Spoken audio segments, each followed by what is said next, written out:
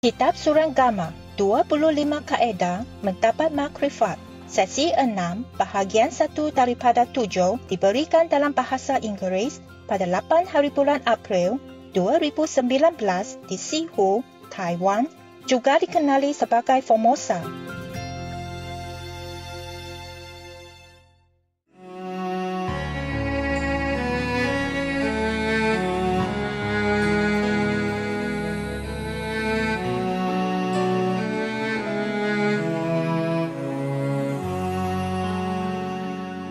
Hello.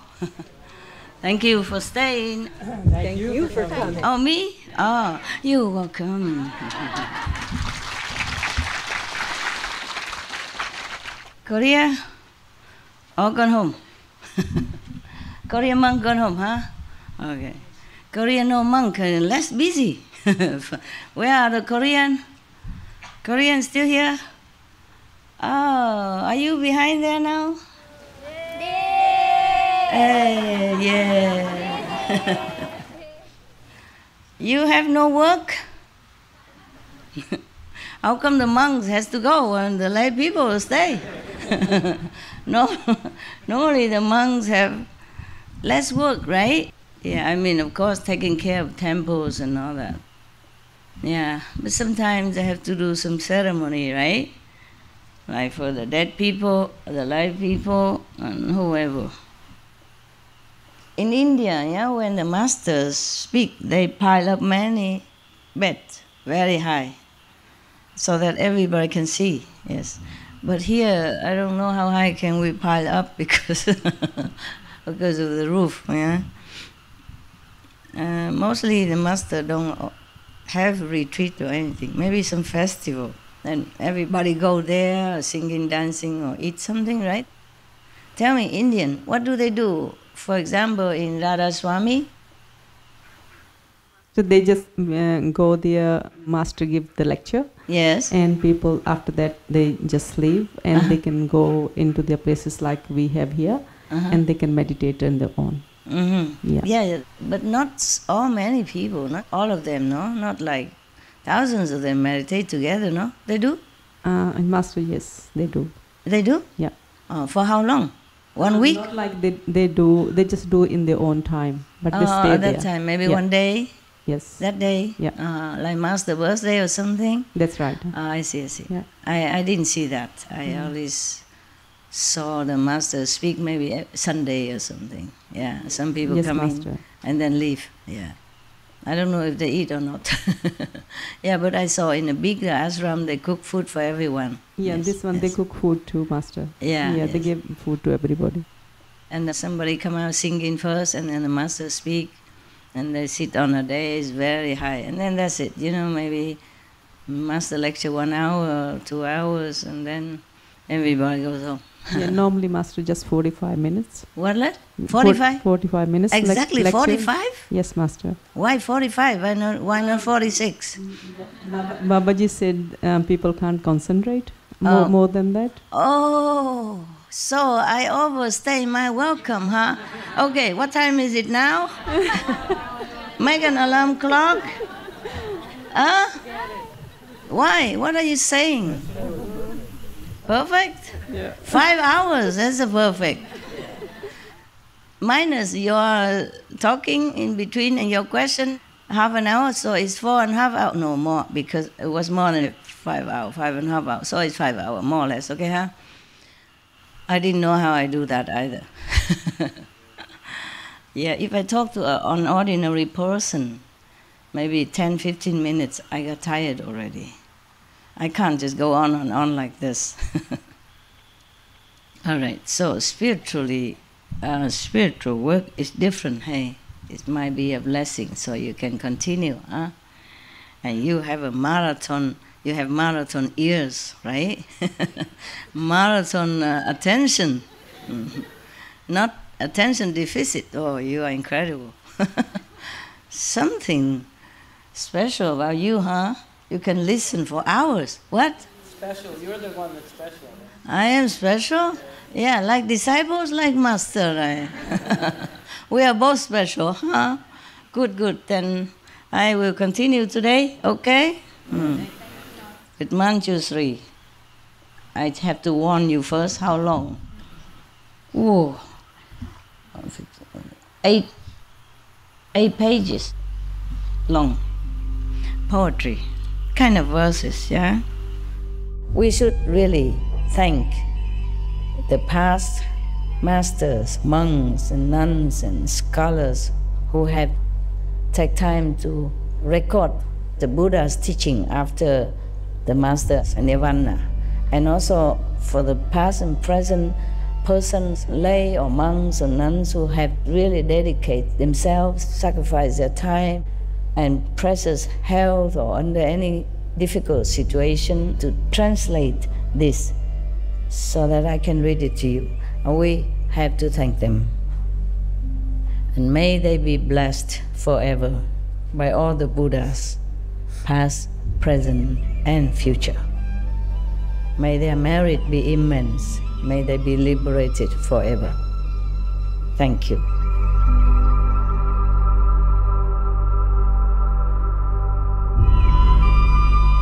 According to Buddhism and the believer and the tradition, when you read sutra and all that, you have to put on incense, flower, and bow to the sutra first and thank all the Buddhas and Bodhisattvas in 10 directions, all respectfully, before you read it, okay? And then you cover the sutra also with silk or, beautiful cloth, and I just make it more popular.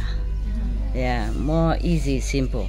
And I apologize to all the Buddha. I say if I done something wrong, according to the tradition, my heart is full of respect. It's just that I cannot always do that. So please, all the sin, whatever I've done wrong, is all on me. At least other people, they hear the names of the Buddha, according to the sutta, they will get benefit. Yes. So now, because yesterday, remember, the Buddha said that he wanted to cause Ananda to become enlightened. So he asked Manjushri, contemplate all the 25 arhats, irreversible arhats, non-returnable bodhisattva that told you 25 methods. Could you explain it to Anand and the assembly in the beings after my extinction, after my nirvana? Which expedient door is the best? Most suitable. They're all very good. The Buddha praised them all as very good vehicle for enlightenment because they all became enlightened, became arhat or bodhisattva through their learned methods, even from aeons ago. Give them this strength to continue until this day when Buddha Sakyamuni came into the world, and then they continue to practice and to be of help in his time. So they are all very good methods. Yeah? The Buddha didn't say, oh, this method no good, that method is inferior. No, he praised them. Remember? I read it again. The Buddha said that you should now contemplate these 25 great bodhisattva and arhats, their method as well, who are beyond learning already. They're liberated. They don't need any worldly explanation in order to resolve to become a saint anymore. They all know everything. They already finished with their learning. They already attained arhatship or bodhisattvaship. Each has explained the initial expedient in his accomplishment of the way. All say they have cultivated to true and actual perfect penetration. Their cultivation is equal without distinctions of superior and inferior or earlier or later. All good. Yes. So now because he wants Ananda to be enlightened quicker. So you see, Ananda have been with the Buddha all this time. He has not taught him Kuan method. And you came from nowhere. I don't even know where you live, what you do, which daughter and son's house you belong to. You get initiation almost right away, okay? Now, because I'm not running around the world, so they have to purify themselves and study a little bit of the teaching so that they know why they want to be initiated. So be sure that liberation is what they seek, not any worldly power or magic or ability or fame and fortune stuff. I guess you are luckier than Anand. See, only now I wish to cause Ananda to become enlightened. Poor Ananda, serving the Buddha all this time.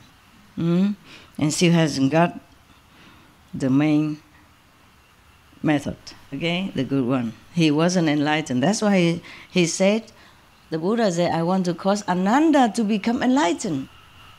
Ananda wasn't enlightened at all at that point. And been with Buddha all this time, stay next to him, memorize so many discourses and miracles that happen within the assembly, within the followers of the Buddha. Imagine that. So intellectual cleverness or sharp faculty of memory mean nothing. But we have to thank the Reverend Ananda for all this. Okay? Yeah. He remembered most of this. Maybe he was jotting down then. Maybe he had learned shorthand. Because we don't have any machine at that time. So he must have been good. And he remembered that. Either he wrote it down while listening, or he remembered and wrote down later, or tell someone else to do it. You see that? So we have to thank him. Always, because first I have heard, mean Anand wrote like that. Mean I have heard Buddha say this, say that. Yes, always the same. That means it's from Ananda. Wow, he is great. That's why they call him memory number one. Okay. And Manjushri is wisdom number one. He has very great wisdom when he was with the Buddha. Of course, he practiced many kalpas as the sands of the Ganges River. So you guys, so good memory, number one. You remember everything. You know everything. Okay, so now the Buddha asked Manjushri, because he is a prince, the Dharma prince. And when you wise or you practice superiorly, then the Buddha would call you like a Dharma prince, or the assembly would give you such title. Just like I'm giving the title Supreme Master, yeah? I was told to have that title. Everything fall into the places now. After all this year, you can see everything fall into places, right? Why I do this, why I have that name, why I have this name, and why Qinghai and not anything else. You understand all that? Everything is like a puzzle and fit perfectly now into a big picture. Remember when I went to lecture, somebody asked you, why you call yourself or let your disciple call you Supreme Master? I just feel natural, it's me. So I say, why not? I'm the Supreme Master. I didn't mean arrogant or anything. I just felt like it's natural like that. It's the way it is, you see. Otherwise, I would have been shy to say, oh, I don't know, people call me like that, never mind. But no, I just feel natural. I didn't feel proud or anything. Just feel like your name is Sonia. I'm from South Africa. That's it, you know. There's nothing to be proud of or nothing to be shy about. It's your name, your position, and your country, where you're from. That's it. Just the way I respond. Did you feel any ego or anything? No, I don't feel any ego. Normally I would be shy, but I just feel so natural at that time. As if God wants me to answer like that. It felt good hearing you say that too, Master. You know, it like the way it came across. It just felt really good that God is here. Yeah, you were there? Yes, Master. Oh, I see. Good then. So is in Africa, or was it in Europe? No, I think it was in Europe somewhere. Yeah. Europe. Okay. And I think the whole assembly also felt that it's natural thing, you know, not ego or arrogance, right? I did not feel that from them. I did not feel the response energy back to me as if, oh, that's garbage or self-aggrandizement. No. I feel they feel that's genuine. It was very good feeling afterwards. For myself also, you know. I don't always feel good like that. But it felt very good that day. As also one day I was in Australia and one guy just stood up and preaching. After the question and answer, or maybe not during my lecture or something, they just stood up and preaching his own stuff. And then I just say, I invite you to shut up, and everybody clap. You were there too? But you saw that? You saw that lecture in Australia, yeah. It was very polite, you know. I'm very gentle to other people because it's not my job to carve them into anything useful. Not yet, maybe later. Maybe when they became disciples.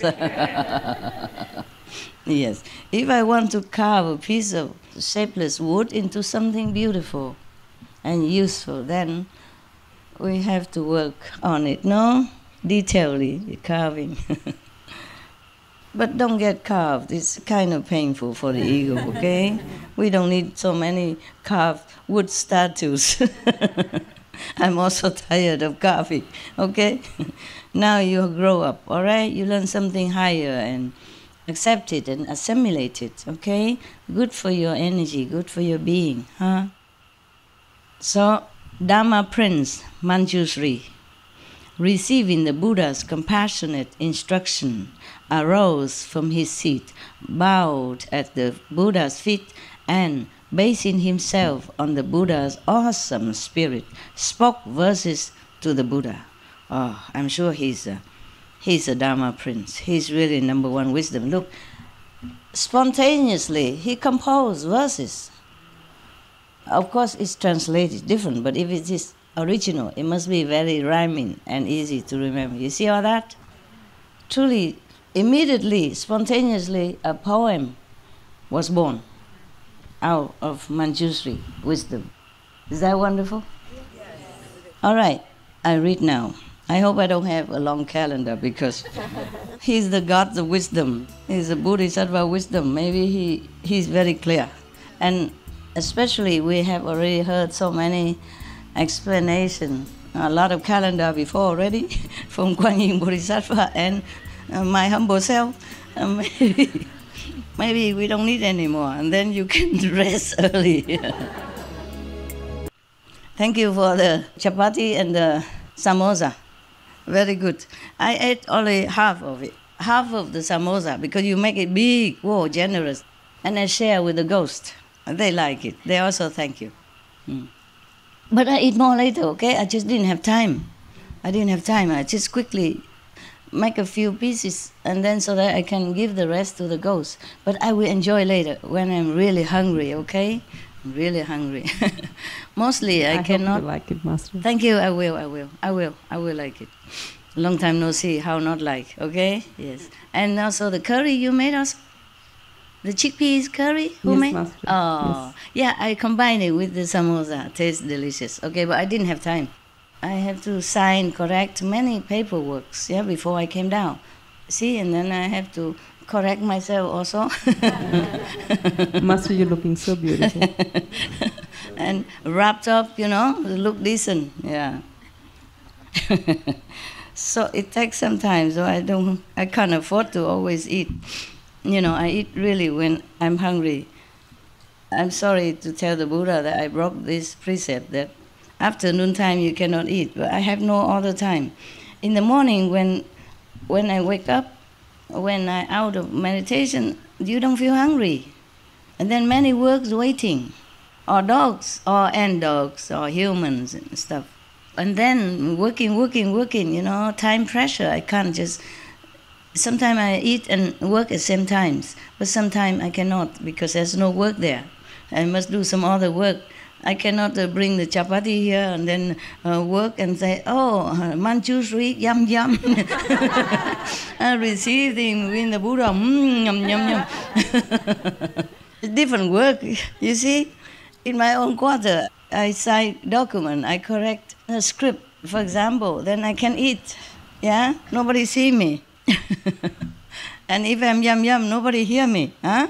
And the paper don't talk back at me, nothing, but here I cannot. It's a different work, so I can't afford to eat then, but I will, okay? I ate already some. Very good, very good. Thanks for giving me the opportunity to Oh, make of course. something. I love your opportunity. I love I love to give you that opportunity anytime. My pleasure. Yeah, Master, we are here for another week. I'll make something else for you. Another week? Oh, wow, really? Oh, don't tell people, they're envious. Because you can't make it for 1,000, yeah? Yeah, so maybe just for me and some... I share with the staff later. If a lot, I share with them. Yesterday, I came back home and they gave me some noodle and some shinki tofu soup. I couldn't eat a lot. Supposed to be very hungry, and but didn't feel so hungry. Yeah. And then so I eat some and I gave to the staff also. It depends on how much, yeah? Some of the, late working staff, yeah, not all of them. Some of them already rest or meditate. All right, now, thanks, Manjushri Bodhisattva, for concentrating all these 25 methods in short poems for us. It's not short, but it's short compared to all the calendars that we had before. He spoke thus in verses to the Buddha. The sea of enlightenment in nature is perfect and clear. As you saw it, yeah? When you meditate, sometimes you see nothing else but brightness and perfection. You feel also. Complete, distinct body is a miraculous source. The same. Miraculous source of Buddhi or enlightenment nature is the same. Same thing, expressed in different words. But when basic brightness shone, so that objects appeared, with objects' existence, the nature brilliance ceased. Okay, so now this is quantum physics. Naturally, there is just brightness. Yeah, that's a Buddha nature or enlightenment nature. And then it's all bright and clear. Normally it's tranquility, tranquil brightness, only light. When it's expanded itself, when it's shy, it is showing off, yeah, then things came into existence. That's what he meant. But then, when all the shyness became the existence, then the brightness ceased, the brilliance ceased. Meaning, once the brightness enter into some form, then you don't see that brilliance outside anymore. I mean, the reality of brightness anymore. Therefore, you see, you have light inside you. It's proved when you meditate, you see it. Oh, maybe not sometimes, yeah, but okay, it's proven, yeah. So inside you, you have light. Otherwise, where do you find it? Huh? It's not from the light, you close your eyes. It's not from the ear, you don't listen to by your ears. So when you meditate, you see the brightness inside. That is a proof that you are originally from this brightness. You are part of or is integrated. You and the brightness are the same. Therefore, sometimes you meditate well. To some of you, you see just brightness, bright light, nothing else. Nobody, no you, no me, no world. The whole assembly here also can disappear into brightness. Yeah, all right. So Manjushri already realized this truth. So he told like that. So he talked to the Buddha, but because Buddha asked, but doesn't mean Buddha doesn't know. Buddha is tired, he take a rest, I think. Let everybody talk. And then the Manjushri said that. So now, because of that, suddenly there's no brightness anywhere, and it caused confusion. Now see, so he said, confusion and falseness bring about emptiness. Relying on emptiness, time and space take form. This is quantum, Big Bang. When the real energy exploded, then there's a chaos all over, chaotic rearrangement or readjustment or adjusting and all that. And falseness, because there's no brilliance shining anymore around. And then bring about emptiness. It could be like a darkness also, in the confusion and falseness. If you're not a Buddha anymore, if you're not in the Buddha's state of mind, if all beings has become confused, therefore there's emptiness that arise from that confusion and a wrong concept. And relying on emptiness, time and space take form. See, originally there's no time, no space. So just like when you meditate or when you're happy, time passes so quick. There's not actually this time at all. Time is just relative terms, but we're so used to it. So we work at 8 hours, we sleep 7, 8 hours, we eat about 1 hour, everything we count like, an hour, time and this. And then because of the emptiness, time and space are born. Thought settles, the thought of being settle, making countries and land. What knows and feels becomes living beings. After the movement of the energy, whatever can discriminate become thoughts. And after the thoughts are born, it's settled, it's settled here and there, and manifest into countries and lands. So all things born from thoughts. It's not an ordinary thought, it's probably thoughts from one of the creative source, okay? From one of the creative energy. It's saying thoughts, but it could be like just movement of energy. Understand the collision of energy, the resettlement of position in the universe after the shining forth of the original brightness or brilliance, okay? I mean after the explosion. The scientists call it Big Bang then, All right. And after that, whatever energy that still can move and can interact with each other become like a thought. Just like energy, it can move things. So we can call that it's a thought or thinking. Because thought here is not like we're thinking in our mind now, but it's something higher, from the energy interaction with each other are born mountains and countries and lands. What knows and feels become living beings. Whatever has not become countries or lands or mountain, which has feeling, which has some recognition of some kind, become living beings. Like, okay, the big explosion, and then here one piece become a country, another energy settle into mountains, other energy settle into lands, flat lands, and some other energy settle into some kind of just whatever settle, that energy settle into some form of movement which knows and which feels. Because sentient beings, you see, that's why sentient beings, we are one of those sentient beings that is born from this energy, brilliance energy that settle in different places. When it settle into this form, we become a sentient beings. The one that can know and feel becomes sentient being. The one that cannot recognize, meaning like the mountain, okay? It might know something, but different. Not the knowing of the physical existence. The mountain may know some other thing that we don't know, okay? But they don't know the taste of the bread that you eat. They don't feel the emotion of romantic love that you do, okay? Whoever can know many things from the physical existence and can feel from the interaction with others around, other living, moving beings, these are living beings. If you can know, you can feel, then you are counted as sentient or living being. All right. The emptiness created within great enlightenment is like a single bubble in all the sea. Lands like fine dust motes, subject to outflows, all come forth out of empty space.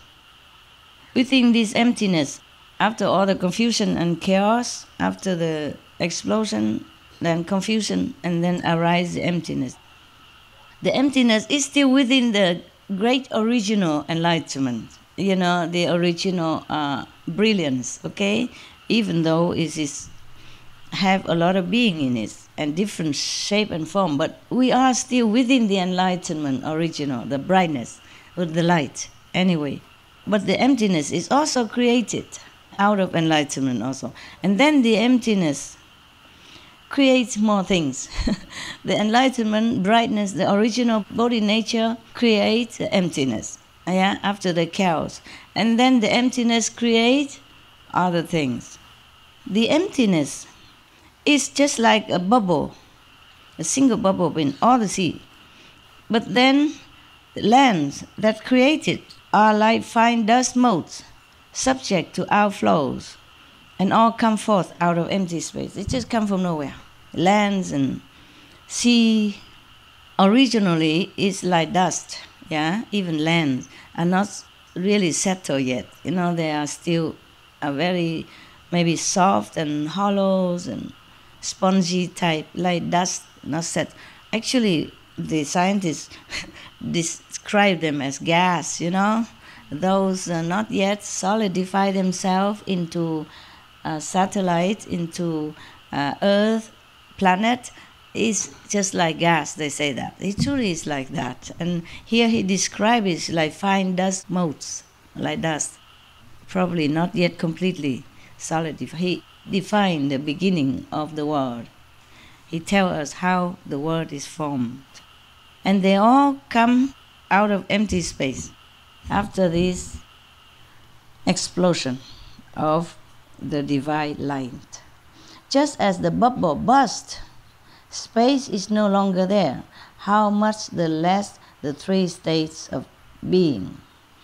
He says, suppose this emptiness within all the sea, the single bubble in the sea, if it bursts, then there's no space. You see, we are created within this emptiness, But the emptiness is described here just as a bubble in the sea. When the bubble bursts forth, then there's no space anymore. If we have a balloon, then inside we have space, empty space. But if the balloon gone, disappear, there's no space. But we are illusionary living in this kind of bubble. And we have space, we have time. But if the bubble bursts, then we cannot find any space anymore. How would we even count time? That's what he meant, okay? Even less the three states of being, meaning the physical, the astral, and the causal. The thinking ability, the creative ability of the astral level, and the physical level as a human. All right. So when the bubble bursts, when the emptiness no longer there, then we don't have anything. Our being's gone also. Returning to the source, the nature is not two. Many are the entrances through experience. None of them does the sagely nature fail to go through. Compliant or adverse, or is expedient. First resolve and enter in samadhi. Come slow or fast, as there are different norms. He means if you want to return to your original self, the source, the nature is not two. I guess whether we or the source, they are the same. It's just we make it different. Okay, so the nature are not two. We or the source are the same. We or the enlightenment Buddha nature are the same. Just we are confined in this, or with false thinking. Many are entrances through experience, meaning you can go back to nature, back to your source, through many different doors, meaning many 84,000 methods, I guess that. So, none of them does the sagely nature fail to go through. Meaning any of them, through any door, any sagely nature can penetrate. No big deal, no problem. Not any of the expedient door they can go through. Mean you can use any of them in order to go back to your original self. Compliant or adverse or expedient, I mean it's just convenient method to go back to yourself. First you resolve and enter in samadhi. Come slow or fast, as there are different norms. First of all, you must determine, okay, to follow the way, and then you must do all you can to enter samadhi. And then you can either slow or fast, Depends on your own resolve, and also depends on different kind of method and yourself also. Form and thought combined become the dust. Their essence is not discernible. How can one use what lacks clarity and expect to gain perfect penetration? We came from dust, from nothing, so it's a form and thought, even combined, is a dust. Anyway, so their essence is not discernible. You cannot even find the essence of your own form, the real form and the real thought. Where from? Where they are? What are they? You cannot see it. You cannot touch. You cannot grasp it. Yeah, you cannot explain it. You cannot analyze it. So how can? What he means is anything you rely on form or mental power, thought, there's nothing there for you to rely on. So he say, how can one use those which lack clarity and expect to gain perfect penetration? Because many of the bodhisattva beforehand, they say they use the touch or the water or whatever. So he say any form, anything has form or mental quality is dust, is nothing. You cannot rely on them. They're not reliable for you to have a perfect concentration. If you cannot concentrate well, then you cannot enter samadhi. That's what he meant. My calendar says so. He explained all that. He explained from the beginning of our worldly existence already how we came to materialize. It came only from emptiness, from nothing. And the thought also came from nothing. And the body, the form also came from emptiness. Therefore, he say like that first before he analyze which method is okay, which is not. So he said, now, he beginning to analyze the surrounding sound, not the inner sound, not the inner vibration, but the sounds around us. The talking, because one of the bodhisattvas say he heard the Buddha say things, and because of the voice, he contemplated on that, he became enlightened. So he say now, in sound, language is intermingled. But the meaning in a word, a name, a phrase is such that no single one can include them all. How can this bring perfect penetration? He say that even if you heard a word or even any sound, it cannot include the whole sound in the universe, as well as the whole sound of the world. So one sound only cannot represent all. So you cannot use that to penetrate deeply into the nature of all-inclusive brightness. That's what he meant, enlightenment. Okay. And then now he say another one. That's the sound, the voice that he attacked already. No. He say no already. He asked a question, but he mean no. You see, how can this bring perfect penetration? He asked so that the assembly know that it's a no-no. Because if they answer, of course not, then they know this is a no. He is very polite. He didn't say, this is not good. Not like your very straight master. No, that's no, get lost. He is very polite. He said, how can this? As if he don't know, you know. He give all the fact, and then he said, how can this be? Of course, the assembly will have to agree. No, that's not.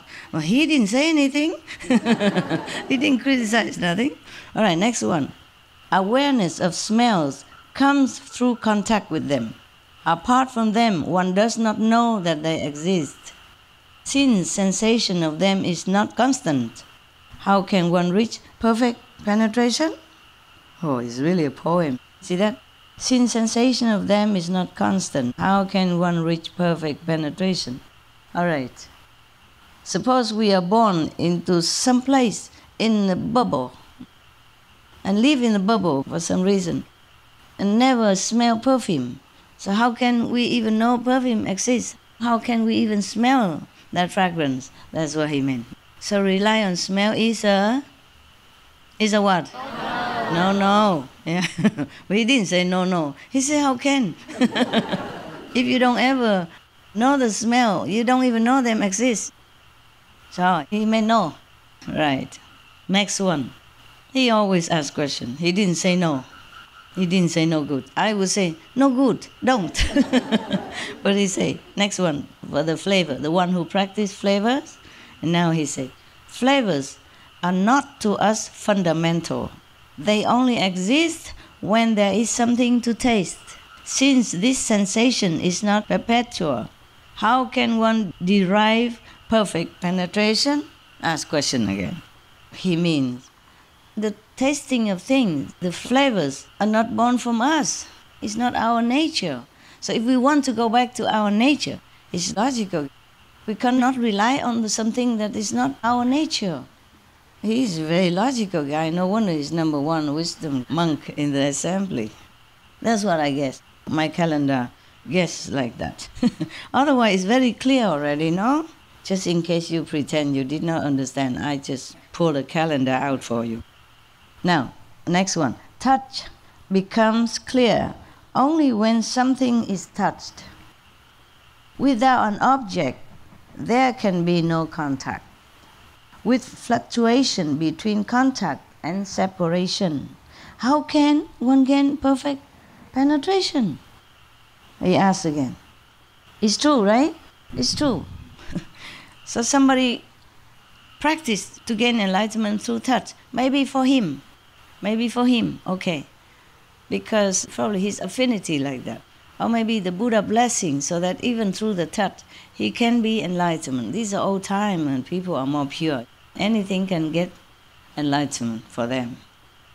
But he said, when there's nothing for you to touch, then how can you rely on to meditate on or to concentrate on, contemplate on?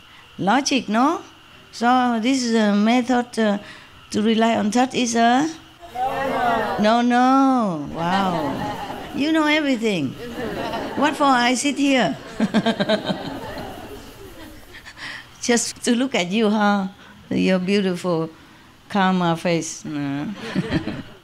Now, mental constructs known as internal dust, reckoned as dust, they are certainly sense objects.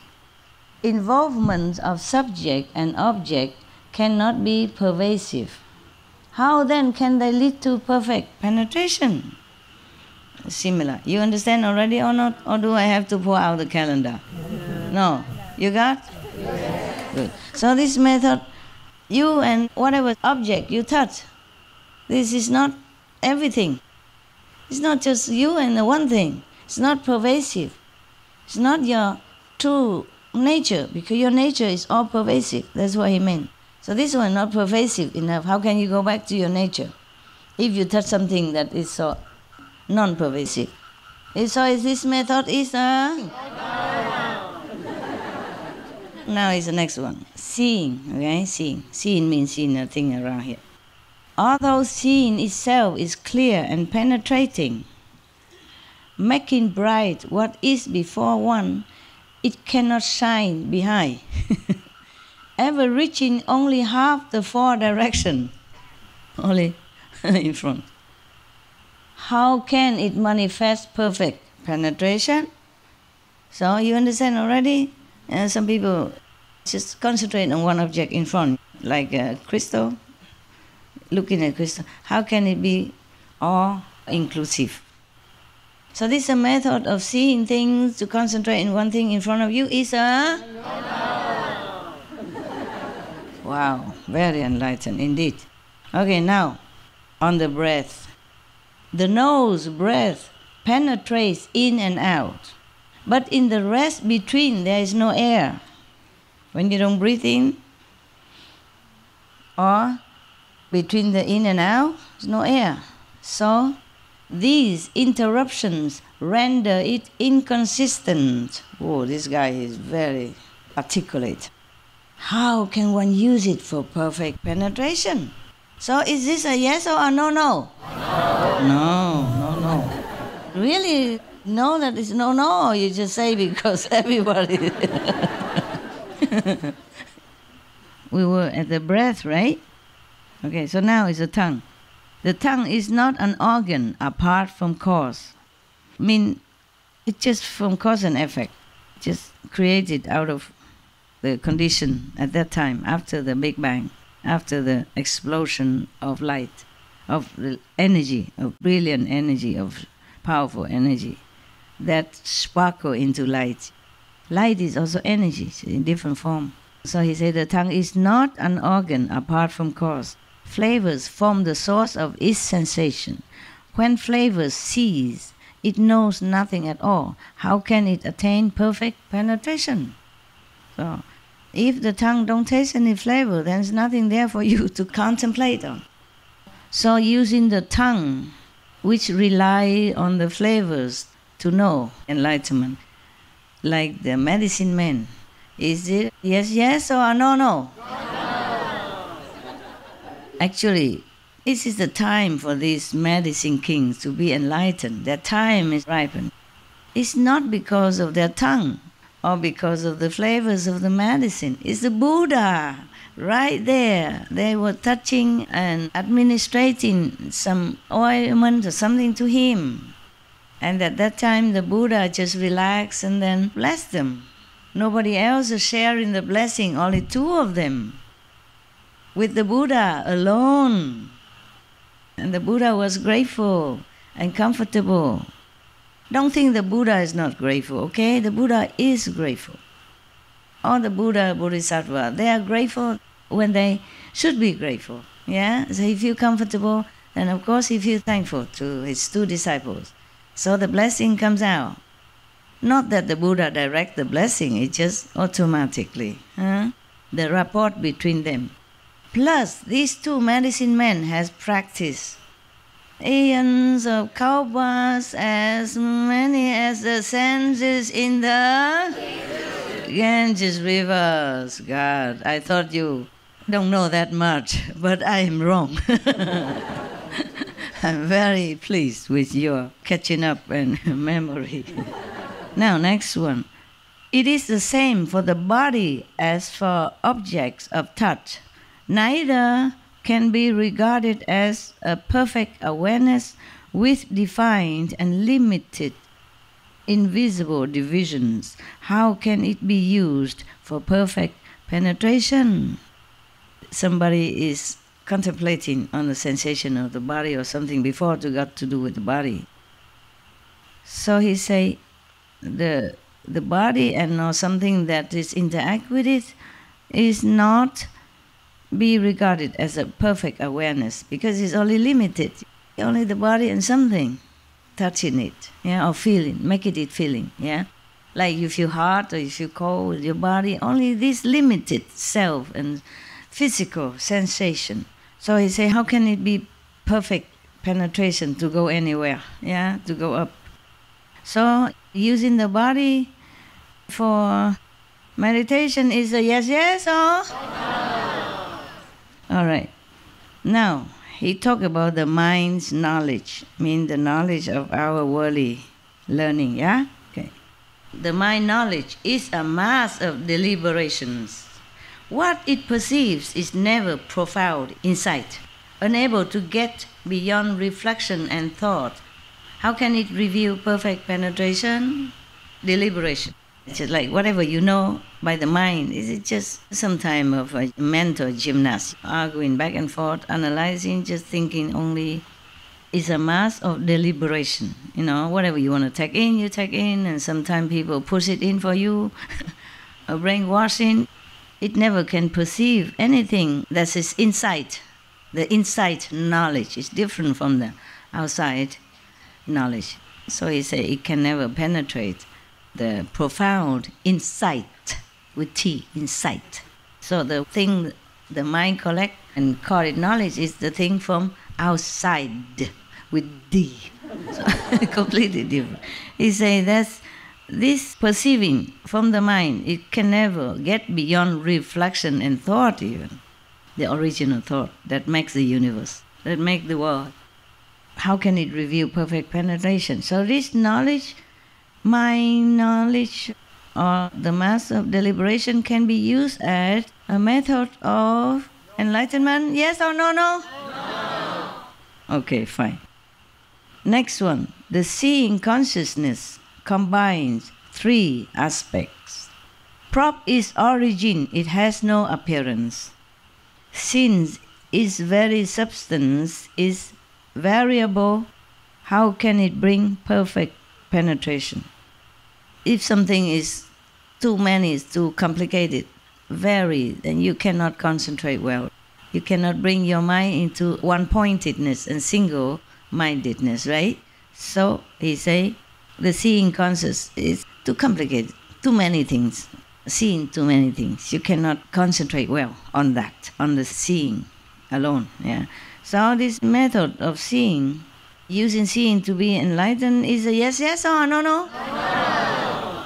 Okay, good. Now, the heart of hearing penetrates the 10 directions. The heart of hearing, meaning the source of hearing, the main point, the main source of hearing, penetrates the 10 directions when born, bearing, born on the strength of great causes. Those of initial resolve cannot enter this way. How can one expect to gain perfect penetration? Or the heart of hearing, he means the physical hearing. If this method of hearing have to be carried by the strength of some good causes, then many of the normal people, a novice, would not be able to enter. Not just hearing, but something special has to happen. The great causes, maybe some blessing from some Buddha. Therefore, normally the normal people, the lay people, the beginners can never enter, can never use this. You just sit and hear everything all day without any teacher, without any blessing from any saint, and then you get nowhere. So he said that this method is a... Thank you. Wow. We still have a lot. A lot of no. I'm telling you. 1, 2, 3, 4, 5, 6 more pages. We're not even half, right? Now another one. Reflecting on the nose. The white spot on the nose, as the Buddha have taught one time to one of the who cannot do anything more. It only serves to gather in and settle the mind. Yes, you can calm your mind with that, yes. But once settled, the mind is simply still, because the mind cannot go any further. You can only calm your mind. But after calming your mind, what? Nothing. Just sit there, quiet. Yeah. How can that be perfect penetration, he asks. So it's a yes or it's a no? No.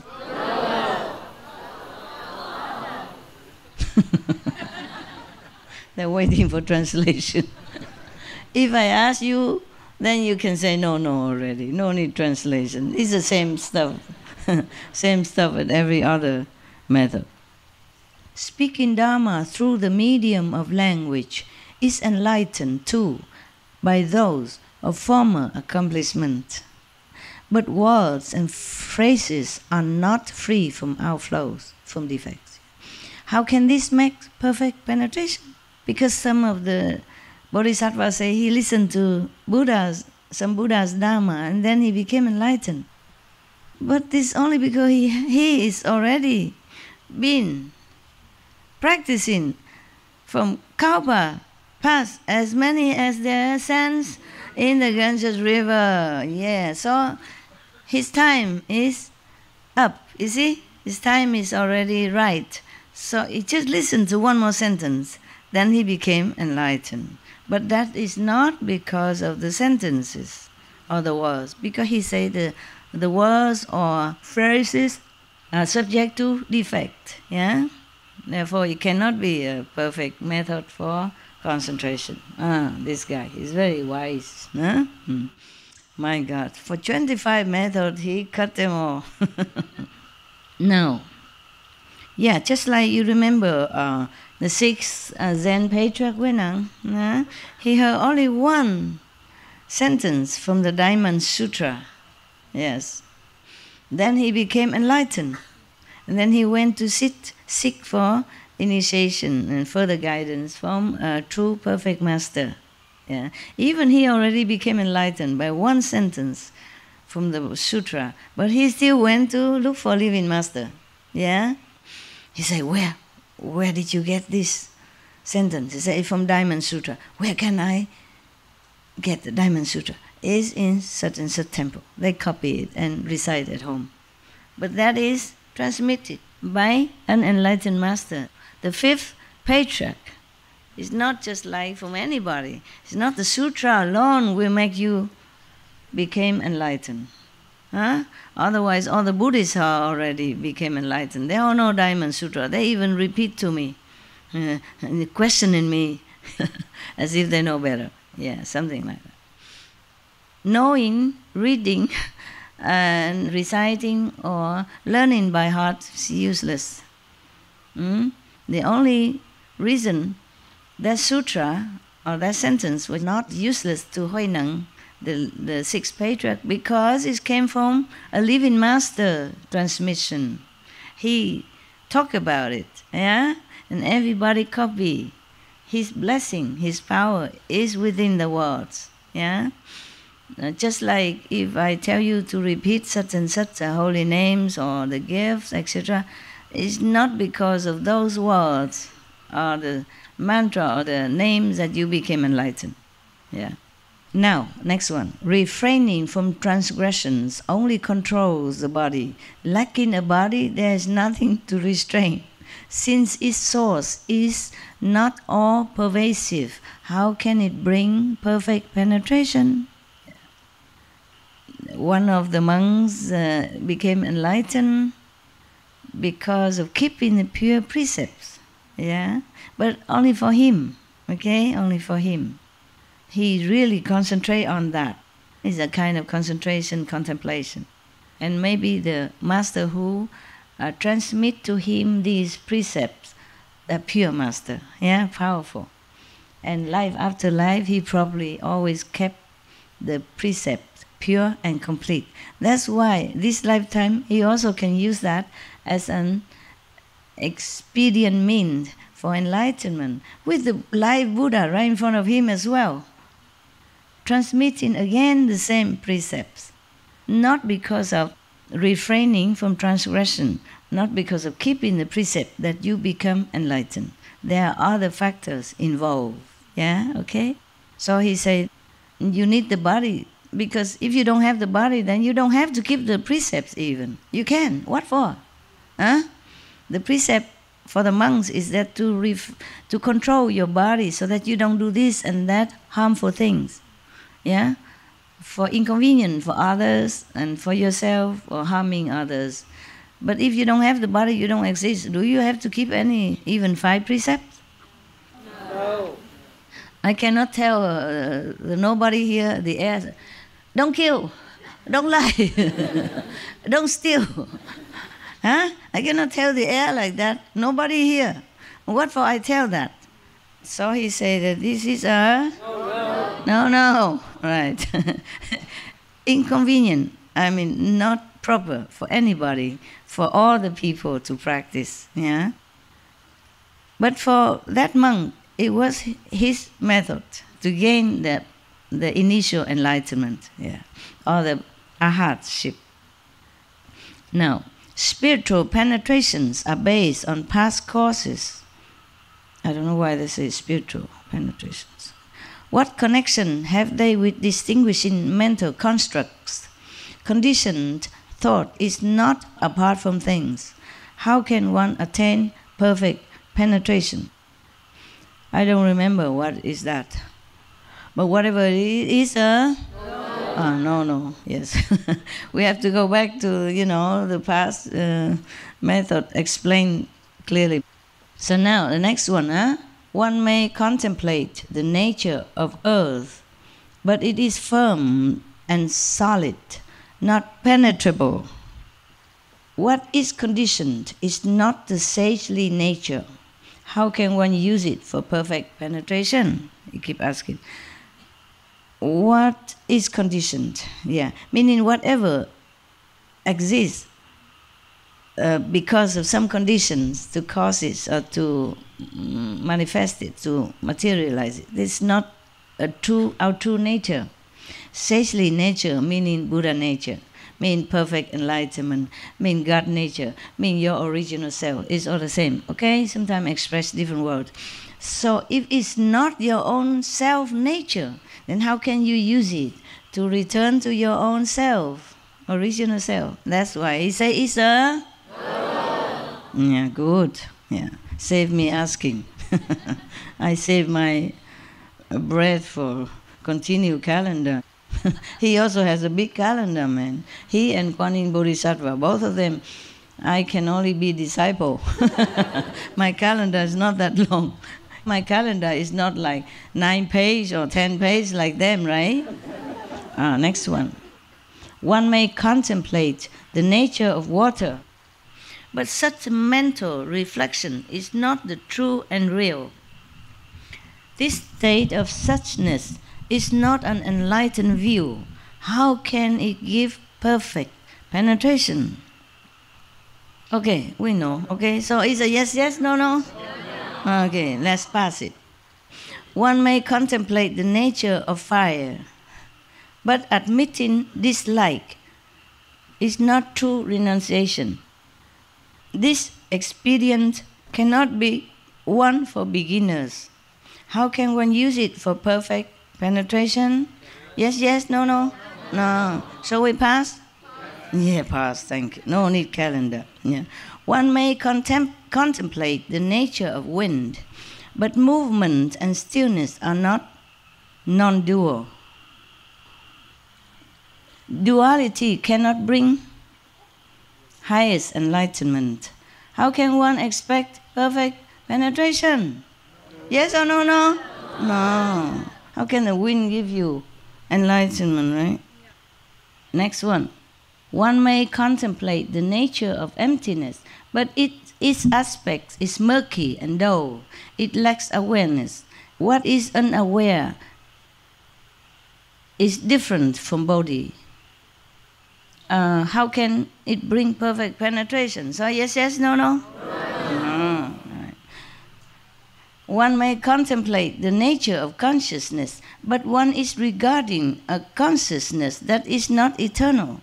Consciousness is something that we have accumulated from long time and is stored in our alaya faculty. So it's not permanent. Therefore, even the thought of it is empty and false. We don't even have it. So how can one get perfect penetration? So yes, yes, no, no? No. Pass the bill? Pass, thank you. We look like in Parliament or Congress. Yes. And me? No. No, no. Okay. All activities, if some people concentrate on the activities of the world, he say, all activities are impermanent. That's for sure, right? Yeah. So too, mindfulness has its origin in rising and ceasing. Since cause and effect go beyond cause and effect, how can we use it for perfect penetration? Do you understand already? Yes? Yes or no?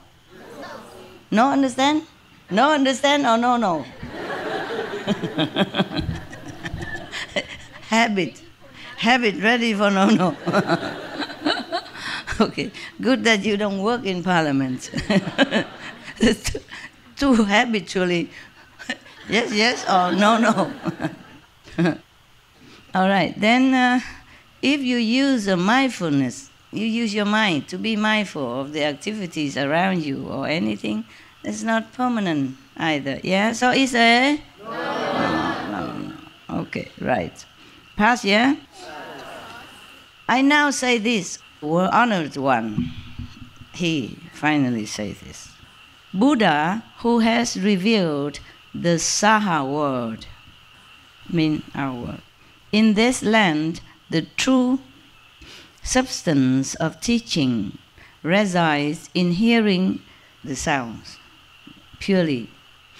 If one wants to attain samadhi, he meant the vibration, the inner vibration, because they always translate as sound and we get confused. Just like we also say we meditate on the sound and on the light. And then it could be confused as the outside light and the outer sound. But it is the vibration. Concentrate on the inner vibration is better, or the inner music is better. So he say, I now say this to the Buddha who has revealed the Saha world. In this land, the true substance of teaching resides in hearing the sound, the vibration purely. Yeah. If one wants to attain samadhi, hearing the inner sound is the best way to enter the inner world, to enter the path. That's what he meant. Apart from suffering, liberation is found. How excellent is he who contemplates the sounds, okay? The sounds. Okay, now, he say, if you contemplate on this sound, you will be apart from suffering. You will be liberated, yes. Throughout kalpas as numerous as Ganges sand, he enters Buddha's lands, as many as fine dust motes. Obtaining great power of self-mastery, he bestows fearlessness on living beings. It's like Bodhisattva Kuan Yin, yeah? Okay. Wonderful is the sound of Quan Shi Yin, a pure sound like the ocean's roar. You know that, okay? You know the inside ocean roar, right? He saves the world and brings peace to all within it. He has transcended the world, and his attainment is eternal. Wow, he praising. Yeah. I now make this report, thus come one, regarding what Kuan Yin has just explained. It is like someone in a quiet place when drums are rolled throughout the 10 directions, hearing at once the sounds from all 10 places. This, then, is the actual true perfection. If you hear that inside, as if it's from all over you, okay? Everywhere also. As if you hear actual drum or ocean, right, with you, in front of you. The eyes cannot see through solid forms. Mouth and nose are such the same. He condensed the report now, yeah. So he said the eyes. You see, that's why meditating on the light alone is not enough. You must do the sound. Yeah, I keep telling you that, no? Yes. At home, use a bell or something to remind people to do more sound, okay? Maybe 1 hour after light, then bang, then everybody wake up. Yeah, and then do some sound. It's good for you, good for everything. And even the energy will come back into you also, not wasting. Okay, that? You feel not just spiritually endowed, but physically informed. I mean, that's French. It's French. Informed means you're strong. Yeah, that's French. It means you're strong. Je suis en forme. I mean, I'm healthy. Yeah. So you cannot say that in English. Physically also strong. Okay, healthy. All right. So he say the eyes cannot see through solid form if you use it. Okay. I mean, normally people use the eyes to see something, you know, and to concentrate on the light or something, but even then it's not enough. Not to talk about the inner light is different, yeah, of course. But when you concentrate on something, even using the eyes, you can also see something, maybe, yeah? Mm. The sounds, these sounds, yeah, the inner sound, can be heard even through solid walls. Yeah, of course you stay inside your little room, or door closed, but you still can hear things. It's not from any music instrument nearby. It's the original, universal sound. Okay, so he say, one can listen to things both near and far. None of the other 5 organs can match this. It then is penetration true and real. Yeah, use the ear organs, but not to hear with the ears. This is the thing, yeah? To hear without hearing, yeah. To see without looking, that is the best. But only you understand, yeah, because you practice it, because you are transmitted this method. Or other people, they don't understand. Well, how can you hear without ears? That means you're deaf or something? How can you deaf? People hear, yeah? How can you see without eyes? Are you blind? Blind people cannot see, that's what I think. Blind people, some see things. Yes, yes. They see inside world, yeah? They see the roads come to meet them, yeah. They see things come to greet them, instead of they coming to them. The nature of sounds, meaning vibration, okay, is based in movement and stillness, even, yeah. One hears according to whether there is sound. With no sound, there is said to be no hearing. But this does not mean that the hearing has no nature.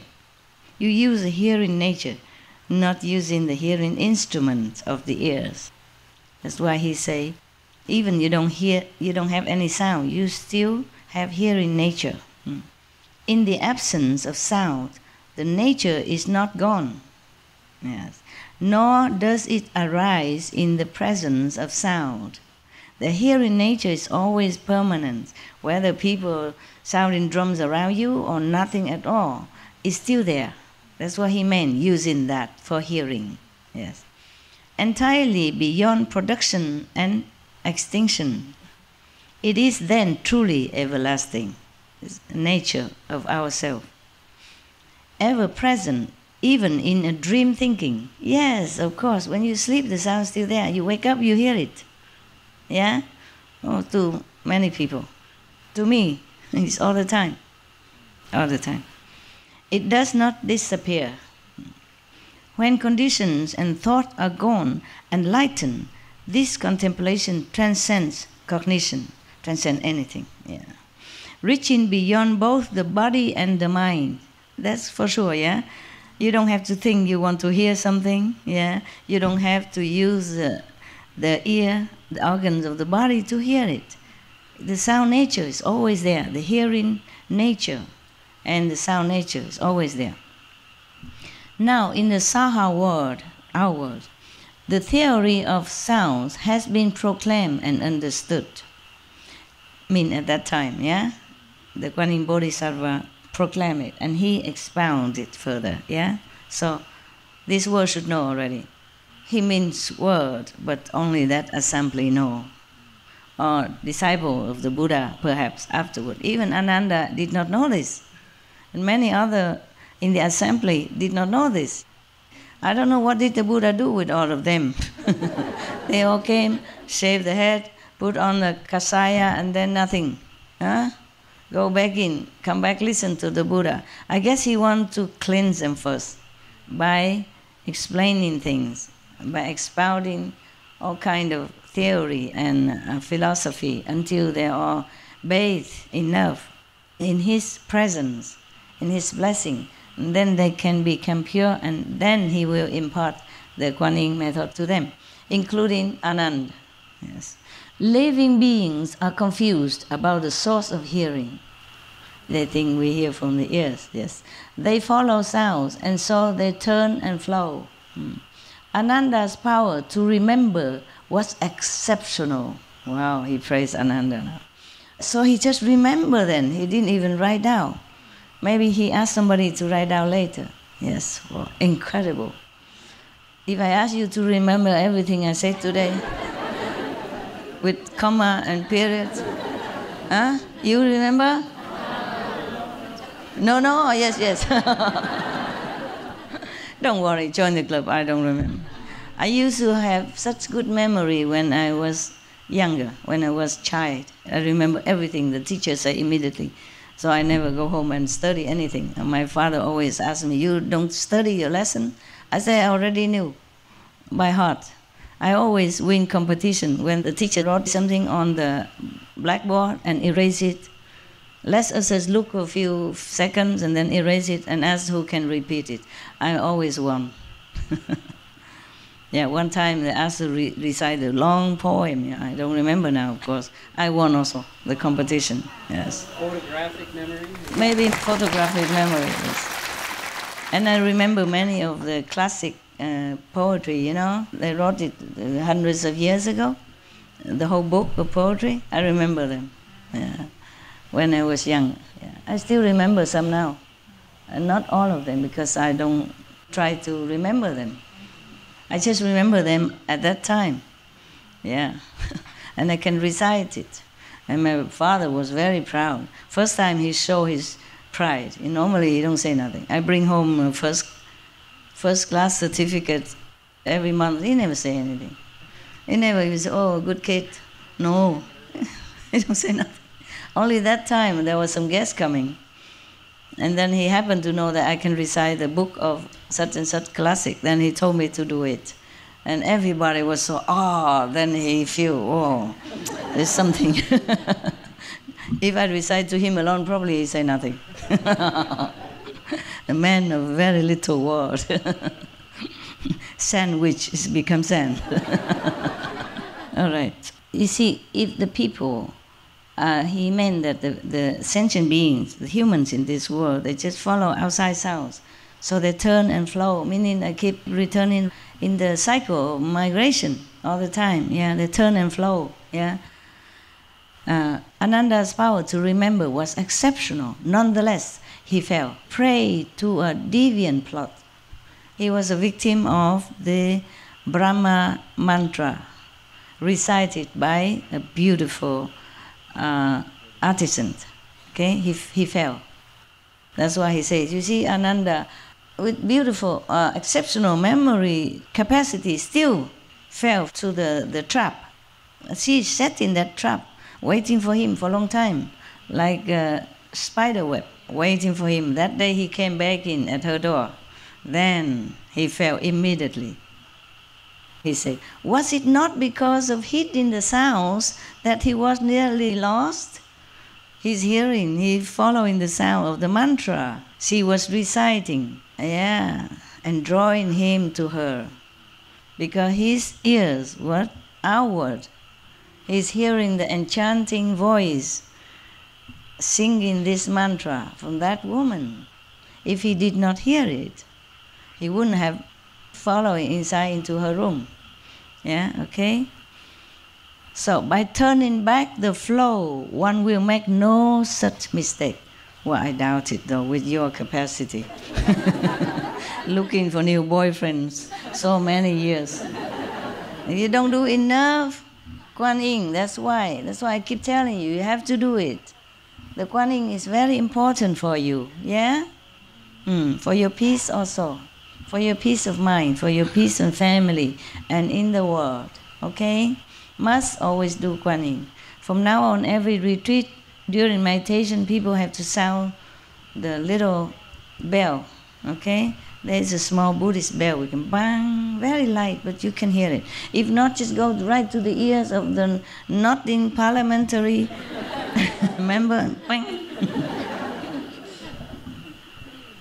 Okay. You see that? Huh? He said, using the ears, following the ears. Perception is no, okay? So now he said, Ananda. Now he said to Ananda personally, Ananda, you should listen attentively. I rely upon the Buddha's awesome power in describing to you the Vajra king, a samadhi inconceivable of likeness to illusions.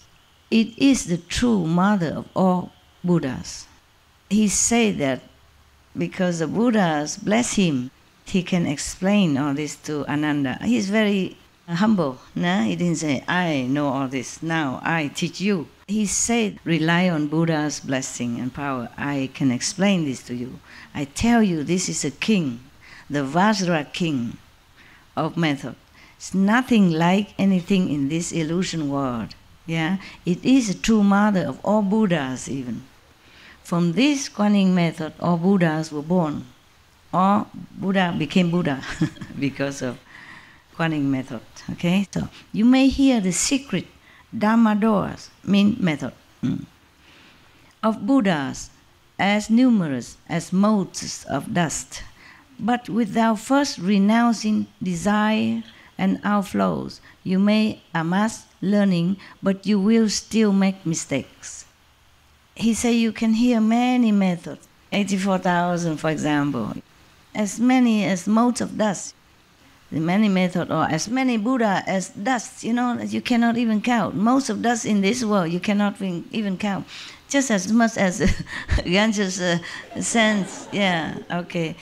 Therefore, but even then, you can amass learning. You may know the theory, you may remember all the Buddha's lecture, but you still fall. You still fail in your effort to become Arhat or Bodhisattva or Buddha. So you concentrate on learning to uphold the Buddha's Dharma, the Buddha's teaching. Dharma means teaching. Why don't you listen to your own hearing? You keep listening to Buddha lecture. Why don't you listen to your own? Find your own hearing nature. Hearing does not spontaneously arise because of sound. It gets its name. But when hearing returns and is free of sound, what does one call that which is set free? He asked Anand. As soon as one sense organ returns to the source, the entire 6 organs are liberated. So, using the hearing organs, the true hearing organs, you can liberate all other 6 organs. For example, the eyes, which always attracted to the scenery or outside beauty in the world. The taste attached to good flavor, good food. The tongue, for example, the nose like to smell fragrant things. So all attached to outside illusionary charm and forget the true nature of hearing, of seeing, tasting. That's why I taught you seeing without your eyes. I told you to close your eyes, and your seeing true nature will see the true things, the true scenery, true teaching. Hear the true teaching. You have to forsake the ears, but use your hearing, the true hearing nature to hear it. Then it will cleanse you. It will penetrate your beings with all the truthful substance. Then you will return to the truth.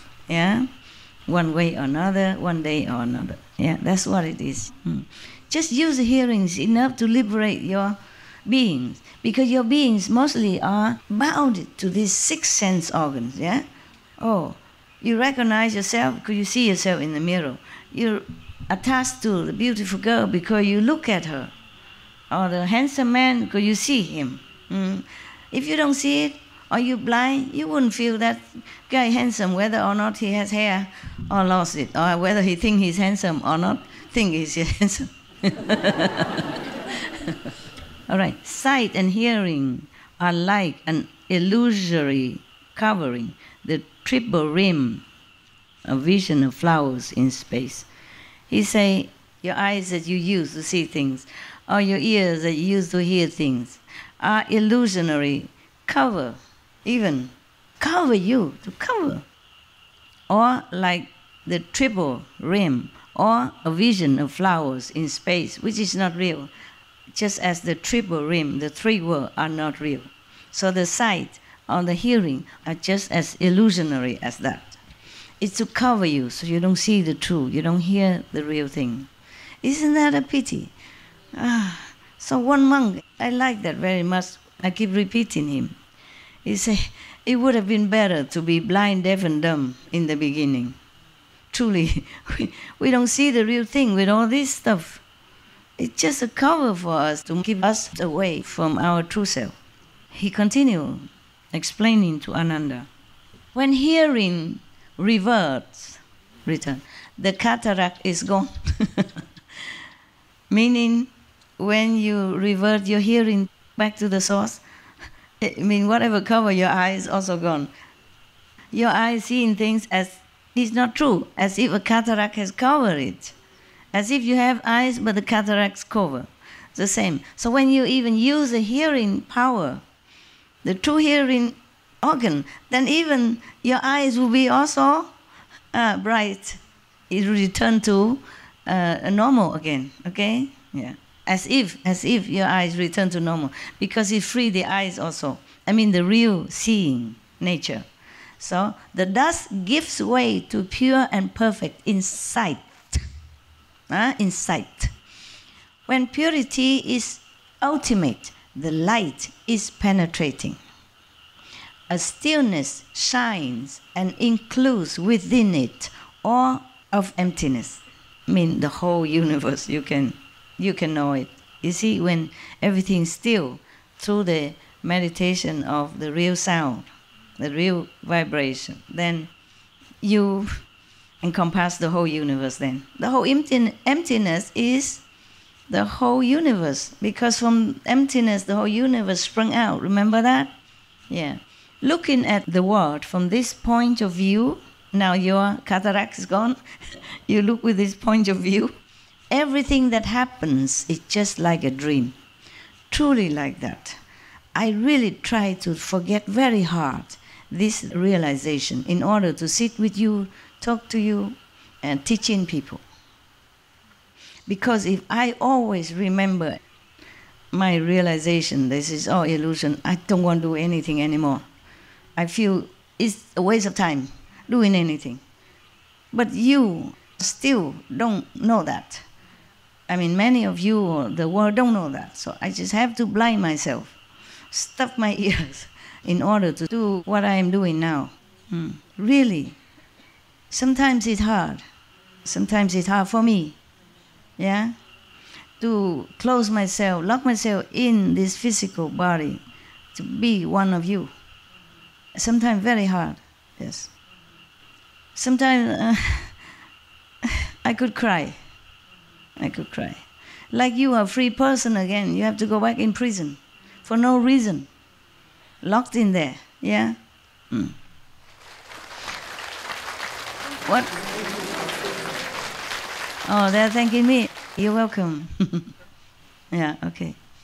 No. Of course, it's a pleasure at the same time, knowing that I can do something, not just crying over you or for you, but can do something to help you, to awaken yourself. It's just hard to blind yourself and walk when you have your perfect eyes. Okay? Yes. He continued to say, everything after your ears are cultivated, return to original source, then your real eyes is open again, clear again. You see from this point of view, everything is illusion. Everything is illusionary. Everything is a dream. And he continued, Matanji's daughter, the one who seduced him, Matanji's daughter too is part of the dream, who was able then to physically detain you.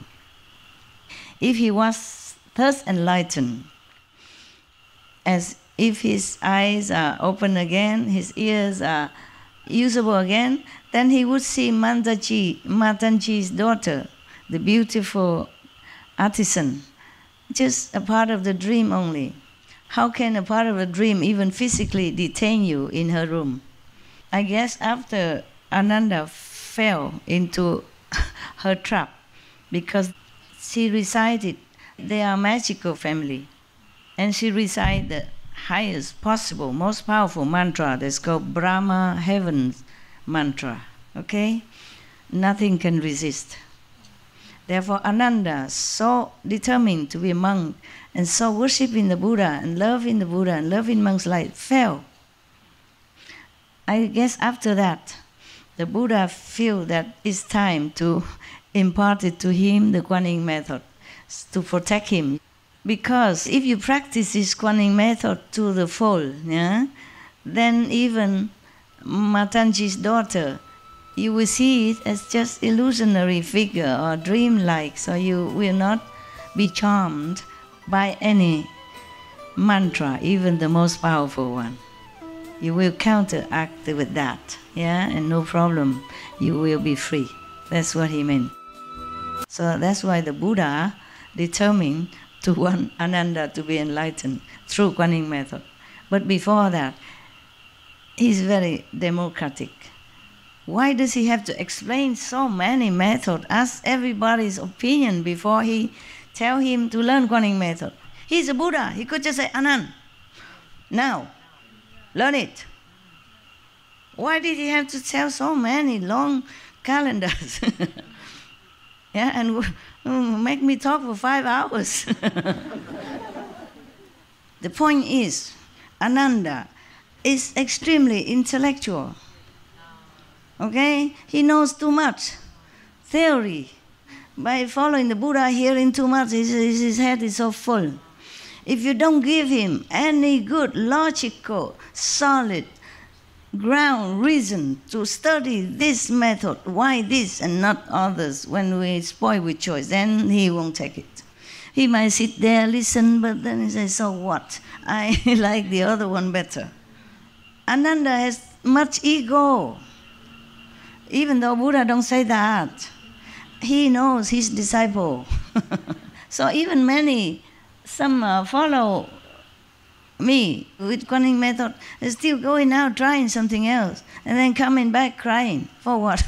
Okay, I let you go. Doesn't matter, okay? Trying this, trying that. Because didn't feel like why should practice this method, because not resolved enough, not have enough determination to follow, or not determined to trust Master. That's the best method for you, even though I said so. You see? But I can't sit many hours, many days to talk to one by one, a lot of calendars, must speak this. I cannot keep explaining all kind of yogas for you. Yeah? So that you believe and practice. So I just do what I can, okay? And you believe what you do. There's nothing much I can do more. There's a limit of time, space. Like when I go lecture, we have only maybe 4 hours the rent in that place. Otherwise, next one is somebody else, you see? And it's difficult to just rent any place. Sometimes they don't have space available. Okay, and my time, I have to go to another country next, etc., etc., huh? And then when you come here, I cannot always talk about different methods. There were thousands of them. It's just confusing you more. So I do what I can, I tell you what I can, I say I have tried many methods, this is the best. But it's up to you to trust me or not trust me, huh? I can accept you, but you accept what I said or not is a different thing, yeah? I cannot force you. I cannot use a magic power to change your mind, or alter your thinking, or control your thought. I don't do that. I don't do this kind of stuff. Some people say, oh, Master, please change my mind, make me more peaceful, make me more beautiful, make me more thinking positive. I don't do that. I can't. You are an individual with God inside. I don't want to change God. I don't want to control God. You have to find yourself, the real God inside. By controlling anything else, which is un-God, okay? Then you find the God. And then you know what it is, okay? If I can control all of your minds, it would be easy. No need doing anything. Sit in my room and search. Send all this controlling power to all directions. All the leaders are under my thumbs. All the warring Mongols are subdued. Understand? No good, right? You are born here to experience what you have to experience. And you have to learn by all your own willpower and intelligence. I cannot disrespect you, disregard your intelligence, and treating you like a dum-dum. And, twisting you around my finger. That is not right, okay? It's not right. If you choose to rolling in the dust life after life again and again, then it is your choice. You have the right to choose. So I just explain to you, I just talk to you, reason to you, and then you choose, okay? And you choose to practice harder or slower. It's also your choice. Even after initiation, I don't control anything. But you better practice quick. Okay? Go quick. Even if I don't control, even if I don't force you, you do it for your own sake and your 5, 6, 10 generations and the whole world at large. Good.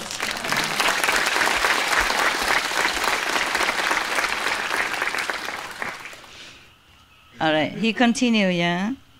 So he said, if you are enlightened through the Kuan Yin, if you fully, truly devote it and get full enlightenment through Kuan Yin, then you see everything like a dream. So no one can even touch you. No one can detain you, can seduce you. That's what I mean, okay? So he continued. It is like a puppeteer who plays with shadows and works the dolls to seem as real as people. You know these puppeteer show? Yeah. We have it in every country. Yeah. In Taiwan, we have them too. You know, the puppet show before, we have no movies, no video. They play puppeteer. Yeah. And not always easy to get real actors and actresses to always learn the script and play live, so they use puppeteer in between or in different places. Because real good actors and actresses are hard to find anywhere. Not to talk about if they're willing to be actors and actresses even. And not everybody wants to be in the theater business, no? So there's only certain extent of the people who play.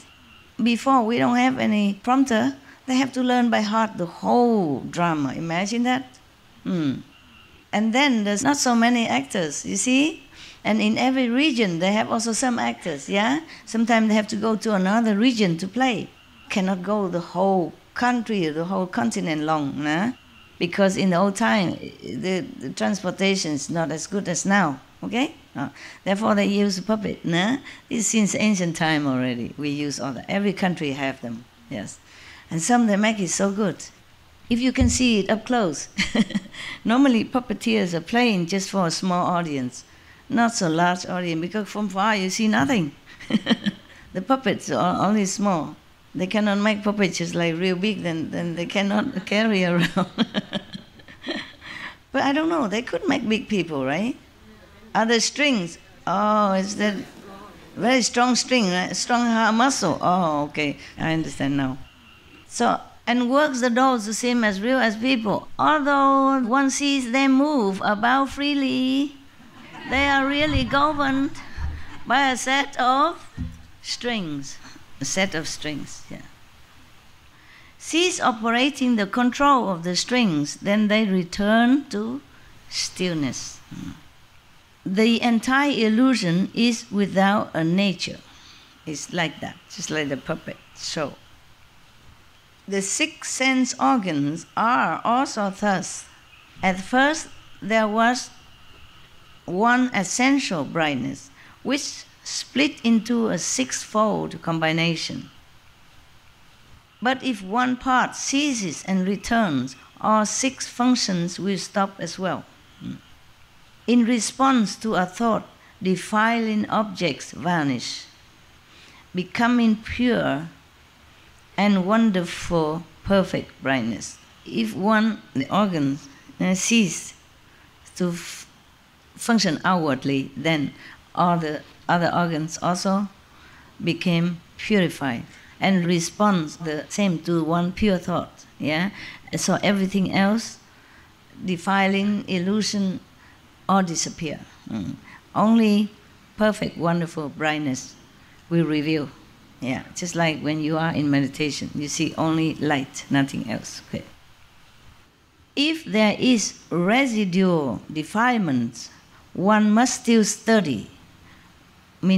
Must continue to meditate. Yeah, it's not like you are initiate into Kuan Yin method and all the defilements or the impurity will leave you. You have to continue. If something not pure still exists, yeah, then you see you have to continue study. You must still study, meaning continue to practice diligently.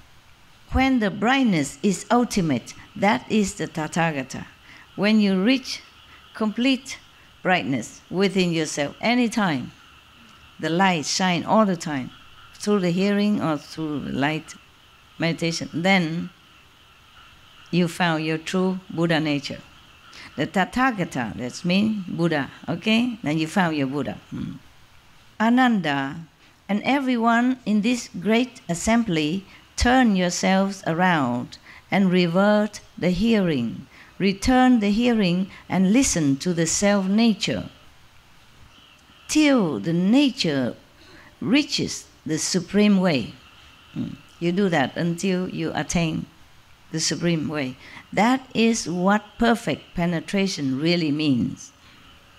It is the gateway enter. He means the Kuan Yin method is the gateway for you to come inside, to enter. They just say enter, meaning you go inward instead. To enter the Buddhahood, to enter the true nature, yeah? Okay.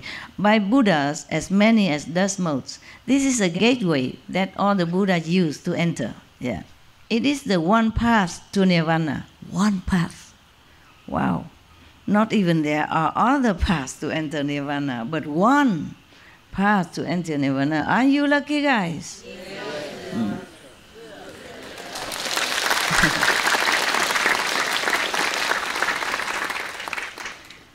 Thus come ones of the past perfected this method. Bodhisattvas now merge with this total brightness. People of the future who study and practice this method will also rely on this Dharma. Through this method, I too have been certified. Manjushri. Kuan Yin Bodhisattva was not alone in using it. Yeah. No wonder he's so wise. Huh? Kuan Yin Bodhisattva powerful, this guy is so wise. Both because of the... What? Kuan Yin, good. Kuan Yin method. I just try to see if you have listened. Good, you did. As the Buddha, the world honored one, requested, I choose sincerely a skill in means skillful means, yeah. One, skillful means to save those in the final end who seek to escape the mundane world and perfect the heart of Nirvana, mean going to be Buddha. The best way is to contemplate the sounds, okay? Meditating on the sound of the universe. Yeah, they say the sound of the world, but meaning they don't understand. At that time, they don't say the universe, I guess, because they didn't know anything about the universe. The sound of the world, it says it like that, okay? The vibration that we are listening every day, yeah? All the other kinds of experience require the awesome spirit of the Buddha blessing.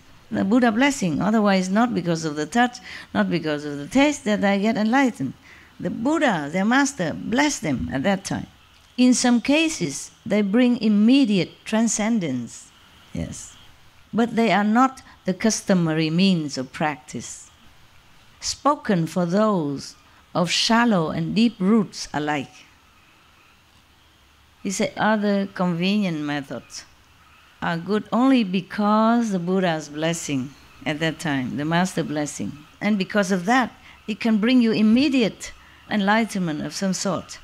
Remember, I think it's in Yogananda book or something, one disciple went to the mountain and this and that and saw to look for enlightened sensation, and then came back. The master just touched him in the chest, and immediately he saw light and everything else. And the master said, mountains, rivers cannot give you enlightenment. But he let the disciple go to look for it before, until he cannot find much, and he came back. Not just mountains and river, but he seek those hermit, other master who was hiding somewhere in the mountains and somewhere near the river to practice. Yeah, he thinking maybe his master is useless, no good, because he don't find anything while staying with his master for a long time. Maybe he looked in the wrong direction, just like Ananda, staying next to Buddha every day, thinking he's some big shot. But he's not. So he fell to the trap of a beautiful woman. Then he feel a little more humble. Maybe she is there for that purpose. You see what I mean? Everything is good for some purpose, yes. She was waiting there for him to cut his ego. And afterwards he become more humble, therefore he can listen to all this. Otherwise maybe he just doesn't feel like, yeah, I know everything already. I listened to Buddha for years. What can you even tell me? My master, the Buddha, I'm with him day in, day out, next to him. But his intellect block him from receiving even Buddha blessing. His arrogance lock him inside his ego. So he cannot even get the blessing from Buddha. Lucky the Buddha sent somebody come rescue him, or else he would stay there with the woman, and after a while some little Ananda were born, and then little Matanji born, and then he be forever lost, at least for that lifetime. So actually she's good for him. Nah? After that, she also follow the Buddha, become a nun, and compete with Ananda, see who is better, who is faster in the path of enlightenment. So the Buddha blessing, the real master blessing power, can bring you immediately awakening. Yeah, some of you also have experience like that, and some chelas from other master also experience that. Okay. So the living master house awesome power inside. Yeah, that's why they seek a living master, not scripture.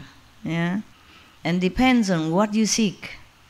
If you seek just to have some exercise, some small spark of light or visionary or anything, just to pass time, or depends on how yearning you are to go home, then you meet what kind of master. Okay? Don't blame any master if they don't teach you Guanyin method or don't lead you to the 5th level or complete enlightenment or liberation. And blame yourself. Yes, you don't search hard enough. You don't really long, fervently, sincerely enough to go home. Alright? Okay. The blessing of the master with all this experience method, even sometimes bring immediate transcendental experience, but it's not the normal means of practice. Even spoken for those of shallow and deep roots alike, even for those who are already been practicing many lifetimes, or some beginners alike, these experience methods are not suitable, not for everyone. Even with the one with deep enlightening, yearning root already within them, with deep practicing since many lifetimes already, even for them is still not suitable without the Buddha's blessing. Even with the Buddha blessing, you see, Ananda didn't get anything. The 2 medicine men immediately get enlightening experience. The other monks just hear Buddha's voice and then get enlightening. Ananda has been with him, hear his voice every day for years, get nothing. Ananda has been with Buddha for a long time, get nothing. That's why Buddha wants him to be enlightened, to protect him from another seduction somewhere again, because he was very good looking. Yeah, I read somewhere that Buddha forbid him to let his shoulder exposed. Normally the monk at that time, they have only a blanket, they cover like that, and one shoulder exposed. And when they want to talk to the Buddha, they also expose one shoulder to show respect, custom. Even then Buddha forbid Ananda to expose anything, even just a shoulder. How can you feel enticed, seduced by a man's shoulder? That I don't understand. But the Buddha must know. He has 500 beautiful women with him. But the Buddha doesn't know. He was a prince. And all his concubines, he don't even need to expose even his nose. They all run after him already. Because his surname is Prince, and Crown Prince even. And everybody want that position, wife of the Crown Prince. So he doesn't need to even expose shoulder, even a nose, he don't need. ear also don't need. He covered from head to toe, they still run for him. Now, maybe he knows all that. Maybe Ananda is exceptionally handsome. A shoulder even cannot be exposed. And even then, the Matanji daughters still run for him. Yeah? Practice this mantra just for him, just to seduce him. The best, the most powerful one, that no man can escape. If you want to get a man, this is a very low quality, low dignity method. If you have to resort to a mantra to charm a man, then I would feel very embarrassed, shame, guilty. Even if you get him, you will never feel you are loved. Even if he show all the love to you, you would think, it's a special effect. Leftover power from the mantra.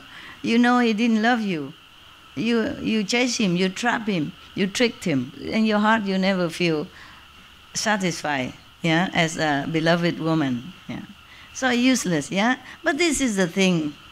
This is a drama that unfolds for the Buddha and his monk, so that Ananda become more enlightened, more careful and more humble. And so that this beautiful woman also can become enlightened. She became Arhat, after, So they both have something, something with each other to give and take, to pay and to do something, play this drama. So Manjusri continue speaking. I bow to the ones, the thirst come one. Here he say ones come thirst. It's the same, And the Tripitaka, the Holy Three.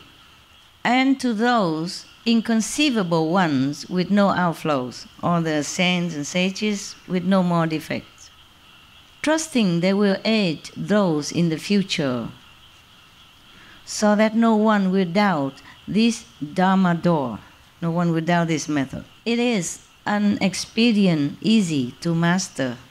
Is it easy for you or not easy? Yes. Kuan Yin method easy or not? Yes or no? Yes. An appropriate teaching for Ananda as well. It's easy to master for Ananda also.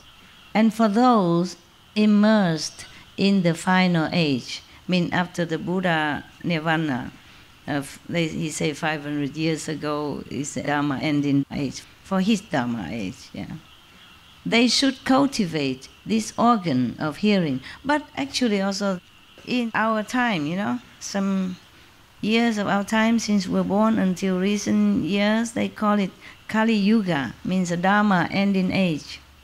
Actually also not just the Buddha's Dharma ending, but Kali Yuga age means Dharma ending age. So we're lucky still have method to practice. We have to thank all the saints, the sages that protect and preserve the lineage of Kuan Yin method up to date. We really are grateful.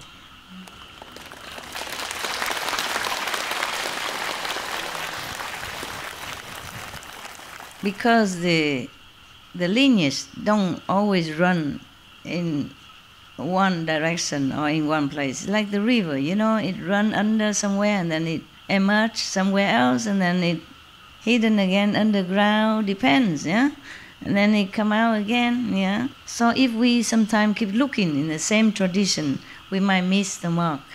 I'm glad you did not miss the mark. I'm glad you're wise enough to look wide and far. He said that for those immersed in the final age, they should cultivate this organ of hearing, the true hearing, a perfect penetration that surpasses all others. It is the way to the true body. The true mind is a true mind, but I'm worried you mess up with your own mind, so I say the true body, true mind. The true mind means the true self, the true enlightening, the true thinking, the really true wisdom of all. Thereupon, Ananda and all in the great assembly experienced a clarity of body and mind. Having attained such profound instruction, they contemplated the Buddha's body and parinirvana like someone who, having traveled far on business, knows that he is on the road home, though he has not returned completely. Throughout the entire assembly, the gods, dragons, and all the eightfold division, all different kind of devas and demons and human beings, those of the two vehicles who were not yet beyond learning, as well as all the bodhisattvas of initial resolve, as numerous as the sands in the 10 Ganges rivers. You must know there are invisible bodhisattva and beings as well. That's why it is as numerous as the sands in the 10 Ganges river. It's not like the Buddha ashram can contain all this physical bodhisattva, okay? Because his ashram, I think it cannot be bigger than mine here, okay? Found their fundamental mind and far removed from dust and defilement, attained the purity of the Dharma eye. Probably at that time, everyone see the light then. See the light. No. The bhikkhuni named Nature attained a hardship after hearing this verse. Only hearing that, she attained a hardship. And limitless being brought forth a matchless, unequaled, resolved for Anuttara Samyak Sambuddhi, meaning want to become enlightened as Buddha. Yeah. Ananda straightened his robe and then bowed in the midst of the assembly and placed his palms together. The tracks of his mind were perfectly clear, and he felt a mixture of joy and sorrow. His intent was to benefit beings in the future as he made obeisance and said to the Buddha, "Greatly compassionate, world-honored one, I have already awakened and received this teaching for becoming a Buddha." Mean Guanyin method just now. And I can cultivate it without the slightest doubt. I have often heard the Third Come One say, "Save others first, then save yourself." That is the aspiration of a bodhisattva. Once your own enlightenment is perfect, then you can enlighten others. That is the way the Third Come One responds to the world. Although I am not yet saved, I vow to save all living beings in the Dharma and in age, etc. And then he asked the Buddha how. We see last time? Well, Honored One, those living beings will gradually drift away from the Buddha, and there will be as many deviant teachers propounding their methods as there are sands in the Ganges. I want to enable those beings to collect their thoughts and enter Samadhi. How can I cause them to reside peacefully in Bodhimanda, far from the exploit of demons, and be irreversible in their resolve for Buddhi? Okay? And then the Buddha say, the Buddha will tell us how to be pure. Remember the 5 precepts from then on? Yeah? Last time we read already, yeah? I'm not sure if I read all that. Yeah, he did. No? He said, at that time, the world-honored one praised Ananda in front of the whole assembly, saying, "Good indeed, how good it is that you have asked how to establish Bodhimanda and to rescue and protect living beings who are sunk in the morass of the final age. Listen well now, and I will tell you." And then I read all that, remember? You have to cut away lust and killing thought and all that. Yeah, we read that already, huh? Yeah, so okay then. Up until bhikshu who do not wear silk, who do not wear leather boots, furs or down, etc., and not consume milk, cream or butter, yeah, can truly transcend this world. But must practice also Guanyin method. That's what he meant. Because it's better that way. Because Ananda, you see, even though he became a monk already, he didn't wear silk, he didn't wear leather boots. For sure, if the Buddha already instruct this rule in the ashram, he wouldn't wear it. But he still wasn't enlightened. Buddha need to teach him Guanyin method. And all the other bhikkhuni and bhikshu also need to learn Guanyin method. So Guanyin method is awesome. Good, huh? Yes. Okay, thank you.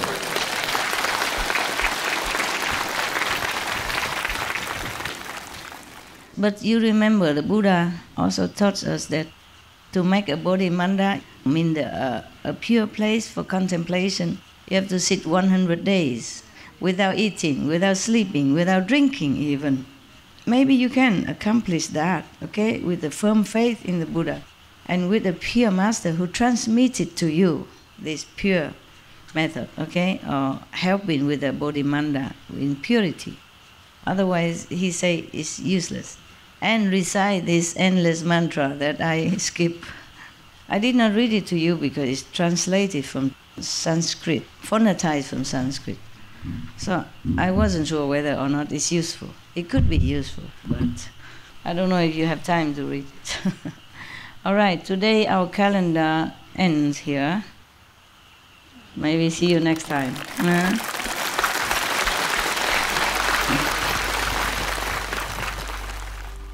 We should really thank the past masters, monks and nuns and scholars who have taken time to record the Buddha's teaching after the master's nirvana, and also for the past and present persons, lay or monks or nuns who have really dedicated themselves, sacrificed their time and precious health or under any difficult situation to translate this so that I can read it to you.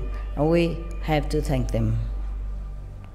And may they be blessed forever by all the Buddhas, past, present, and future.